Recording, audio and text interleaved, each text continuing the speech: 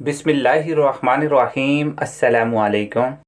Islamic واقعات اور Islamic قصے دیکھنے کے لیے چینل کو سبسکرائب کیجیے۔ امام ابن جوزی رحمۃ اللہ علیہ نے ایک نہایت ہی سبق آموز واقعہ بیان کیا ہے۔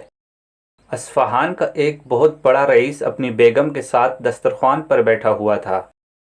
دسترخوان اللہ کی نعمتوں سے بھرا ہوا تھا۔ اتنے میں ایک فقیر نے یہ صدا لگائی کہ اللہ کے نام پر کچھ کھانے کے لیے دے دو۔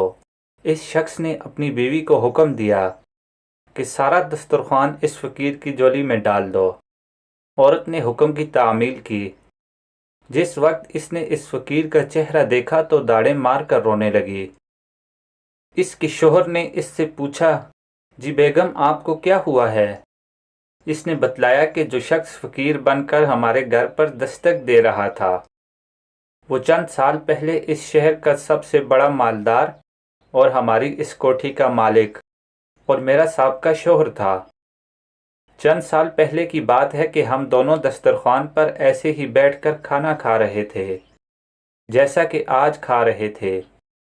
اتنے میں ایک فقیر نے صدا لگائی کہ میں 2 دن سے بھوکا ہوں، اللہ کے نام پر کھانا دے دو۔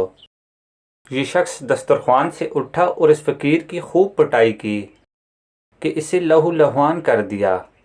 نہ جانے اس فقیر نے کیا بد دعا دی کہ اس کے حالات درگو ہو گئے، کاروبار ٹھپ ہو گیا اور وہ شخص فقیر و کلاش ہو گیا۔ اس نے مجھے بھی طلاق دے دی۔ اس کے چند سال گزرنے کے بعد میں آپ کی زوجیت میں آئی۔ شوہر بیوی کی یہ بات سن کر کہنے لگا، بیگم کیا میں آپ کو اس سے زیادہ تعجب خیز بات نہ بتلاؤں؟ اس نے کہا، ضرور بتائیے۔ کہنے لگا، جس فقیر کی آپ کے سابقہ شوہر نے پٹائی کی تھی وہ کوئی دوسرا نہیں بلکہ میں ہی تھا۔ گردش زمانہ کا ایک عجیب نظارہ یہ تھا کہ اللہ تعالیٰ نے اس بدمست مالدار کی ہر چیز، مال، کوٹھی، حتیٰ کہ بیوی بھی چھین کر اس شخص کو دے دیا جو فقیر بن کر اس کے گھر پر آیا تھا، اور چند سال بعد پھر اللہ تعالیٰ نے اس شخص کو فقیر بنا کر اسی کے در پر لے آیا۔ تاریخ ایسے عبرت آموز واقعات سے بھری پڑی ہے، شرط ہے کہ انسان ان سے عبرت پکڑے۔